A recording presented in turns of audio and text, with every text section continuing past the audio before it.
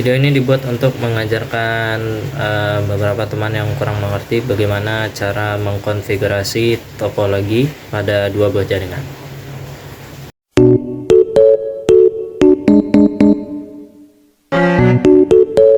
Baik, assalamualaikum warahmatullahi wabarakatuh. Perkenalkan, nama saya Reza Davi Adrianto, NIM saya 22TI050 dari Prodi Teknik Informatika A.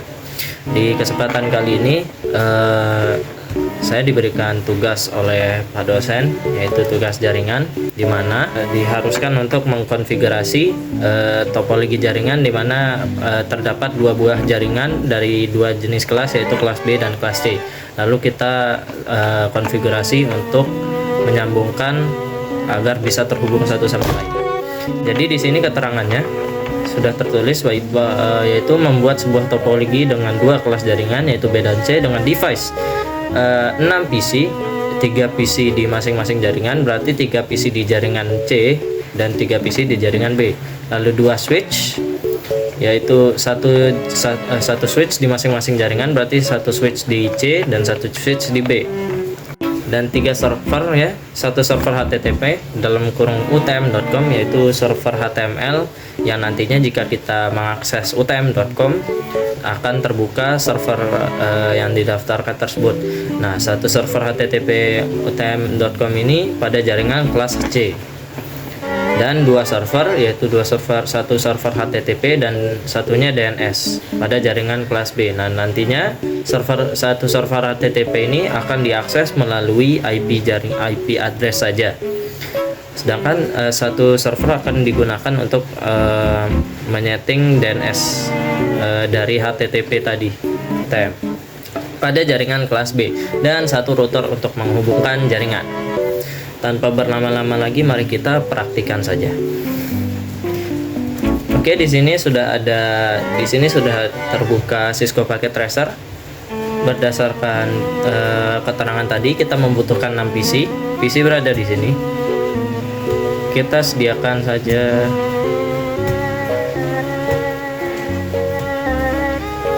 3 PC di jaringan C, B, dan 3 PC di jaringan. Sebentar, sepertinya ini sedikit lebih jauh, sedikit kejauhan. Oke.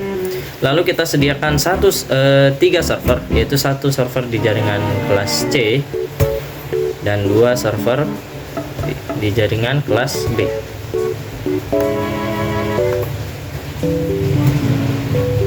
Agar tidak membingungkan, kita membedakan dua jaringan ini, yaitu yang sebelah kiri kita atur dia menjadi kelas C, yaitu 192.168.1.0. Sedangkan yang di kelas B itu berada di kanan, itu nanti IP-nya 170.100.0. Lalu ada switch. Nah, switch ini kita memakai yang 295024. Ada 2 switch, masing-masing 1, berarti 1 di B dan 1 di C. Oke. Lalu kita membutuhkan 1 router. Router yang saya pakai di sini itu 1841, ya, untuk menghubungkan dua jaringan tadi. Nah, semua device-nya sudah terkumpul. Mari kita menyambungkan menggunakan kabel straight, di mana server dan PC ini akan tersambung ke switch, akan disambungkan ke switch.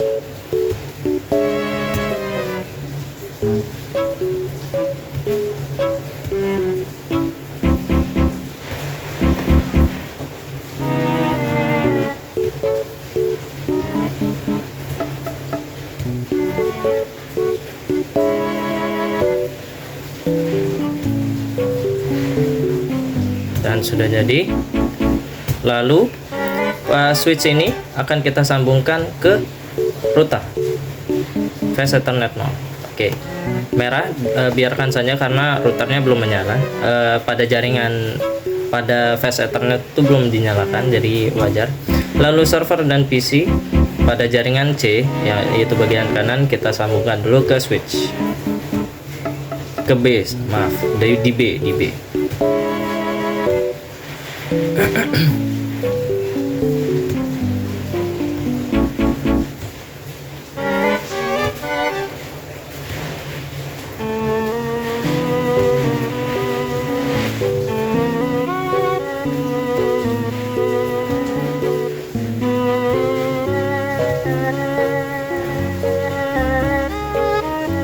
sudah selesai, lalu switch pada bagian kelas B akan kita pindahkan, akan kita sambungkan ke router VS Ethernet 1. Nah, agar memudahkan praktek kali ini, saya akan membuatkan note, yaitu di sini, yaitu kelas B, kelas C, maaf, kelas C, IP-nya 192.168.1.0 dengan netpass 255.255.255.0. Oke. Agar tidak kebingungan. Lalu di kanan kita kelas B, yaitu 170.100.1.0 255.255.255.0. Perlu diketahui bahwa ini bukanlah IP address yang nanti akan kita masukkan, melainkan ini adalah jaringan yang kita bedakan dulu.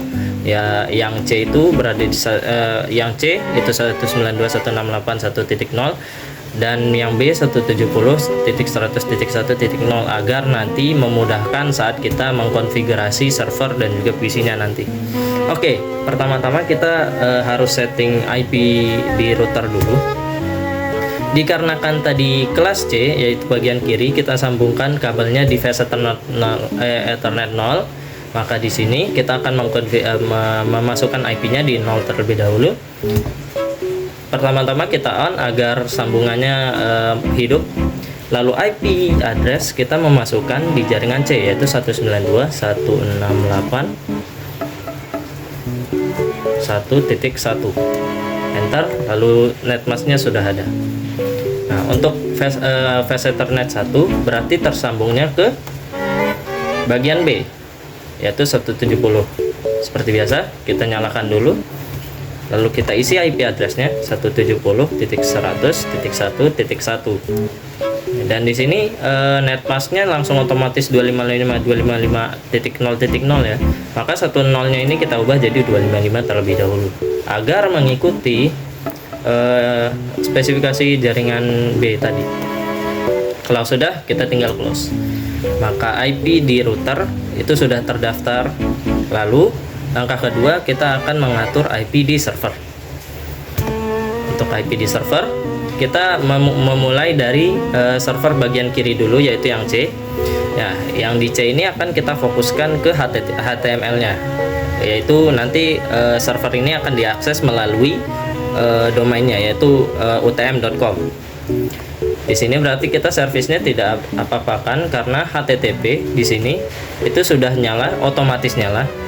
Jadi yang kita perlukan di sini hanya ke desktop lalu IP configuration. Nah, di sini kita isi dikarenakan dia kelas C, jadi berarti kita isi 192.168.1.2 dikarenakan 1 sudah ada di router. Lalu kita tap, maka netmasknya sudah terisi otomatis.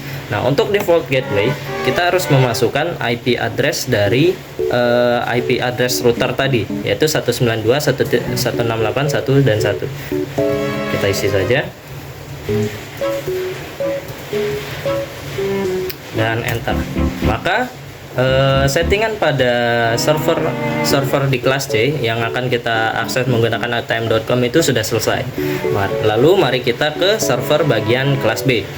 Nah, di di bagian kelas B kan ada dua servernya, yaitu ada HTTP yang akan kita akses melalui IP addressnya dan juga server HDNS.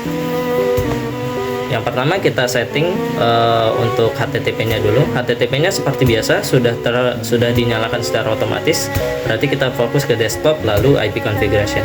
Di sini kita akan memasukkan IP address dari kelas B-nya, yaitu 170.100.1.2 dikarenakan 1 di router. Lalu kita tap. Maka seperti tadi, yaitu ada nolnya ada 2, maka kita ubah 10 menjadi 255. Kalau sudah, maka di gateway-nya kita akan mengisi IP address router di bagian yang B, yaitu 170.100.1.1 untuk di gateway-nya ya. Hal ini sudah, tinggal close dan ini sudah siap. Lalu kita ke server yang ketiga, yaitu server DNS-nya. Nah, untuk DNS ini kita langsung ke services, lalu ke DNS. Untuk DNS kita on saja. Nah, untuk name-nya kita memasukkan utm.com. Lalu karena tadi kita memfokuskan DNS ini untuk didaftarkan ke IP ke server yang berada di kelas C, maka kita daftarkan IP address-nya di IP address server di kelas C yang tadi kita ingin akses menggunakan utm.com tadi, yaitu 192.168.1.2. lalu kita add. Setelah ini sudah, maka sudah jadi, sudah terdaftar maksudnya DNS-nya. Lalu kita ke desktop dan kita ke IP configuration.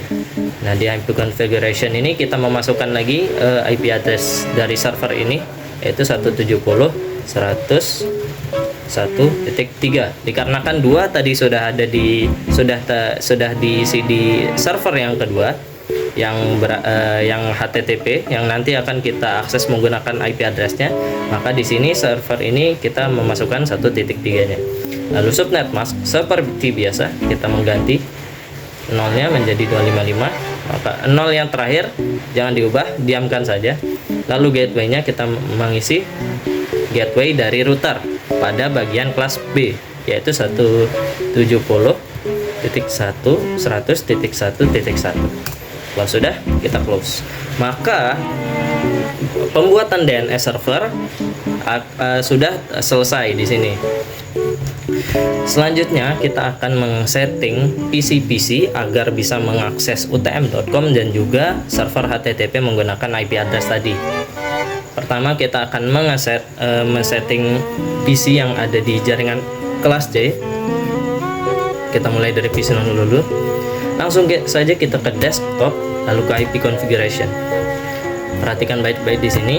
Di sini berarti IP address-nya kita menggunakan jaringan 192.168.1.0. Berarti yang kita isi 192.168.1.3 dikarenakan 2 sudah terdaftar di server. Lalu netmask sudah otomatis. Gateway-nya, ingat gateway-nya menggunakan IP router pada bagian kelas C, yaitu 192.168.1.1. Lalu sebelum itu jangan di close, karena di DNS server ini kita akan mengisi IP dari DNS servernya agar kita bisa membuka server dengan menggunakan utm.com tadi. Dengan cara DNS server ini kita akan isi dari IP address dari server yang sudah terdaftar DNS, yaitu tadi 170.100.1.3. Kalau sudah, tinggal enter dan close. Di sini IP address-nya dan gateway lalu DNS server sudah terdaftar. Mari kita coba untuk mengaksesnya. Untuk mengaksesnya sendiri kita ke web browser langsung. Sehabis close di IP configuration kita langsung ke web browser saja. Nah, di sini kita mencoba untuk mengakses utm.com dan hasilnya berhasil. Dan hasilnya seperti yang kalian lihat sudah berhasil. Untuk mengakses HTTP menggunakan IP address berarti kita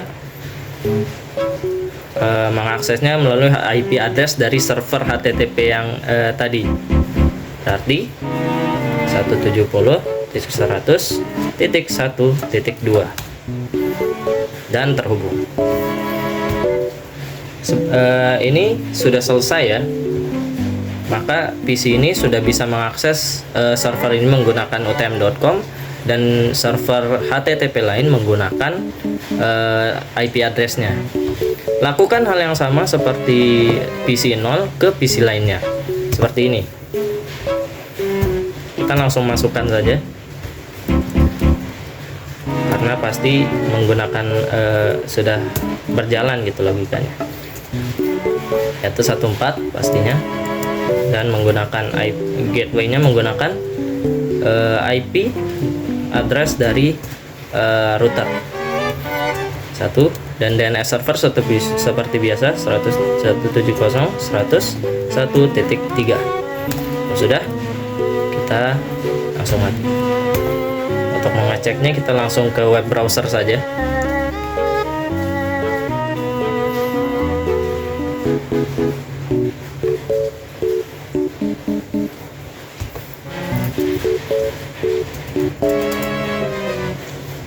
Sudah terhubung.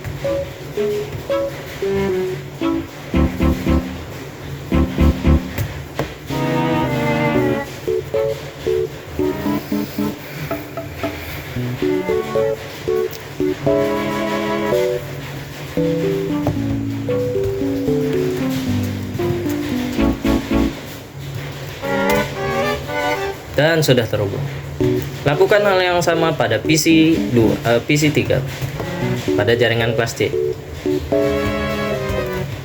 Tetap lakukan hal yang sama, yaitu mengisi IP address kelas C pada PC, yaitu berarti ini 5, netmasknya seperti itu, gateway-nya IP address dari router, dan DNS server yaitu IP address dari DNS server. Enter. Nah, lalu kita akan setting PC pada jaringan B juga, kelas B juga, untuk mengakses utm.com dan juga server HTTP menggunakan IP address. Dengan cara yang sama, namun IP address pada jaringan B kita ubah menjadi mengikuti jaringan yang sudah tersedia, yaitu jaringan B 170.100.1. Berarti dikarenakan 2 sudah ada di server HTTP dan 3 menjadi DNS, berarti kita mulainya di 4. Netmasknya seperti biasa, kita ganti menjadi 255. Lalu default gateway kita mengikuti IP address dari router pada jaringan kelas B, yaitu 170.100.1.1. Lalu DNS server kita masih isi, yaitu 170.100.1.3. Jika sudah, kita langsung saja tes di web browser.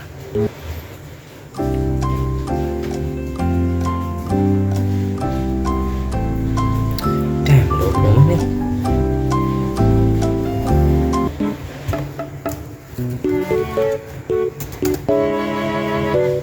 Dan sudah bisa.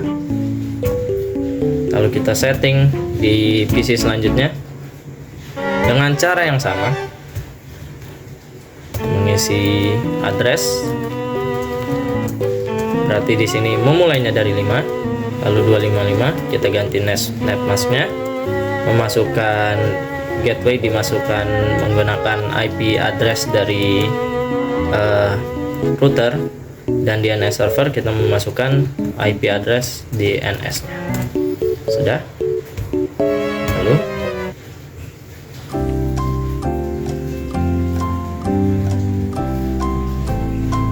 lama sekali.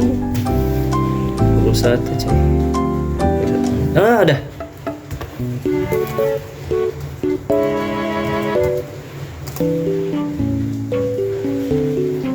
Sudah jadi. Lalu kita setting di PC terakhir.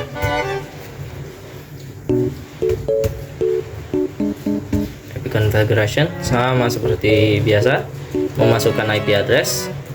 Berarti di sini 6. Lalu netmasknya kita ganti jadi 255.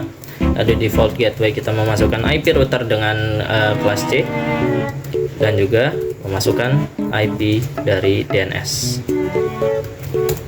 Sudah, kita close dan membuka web browser.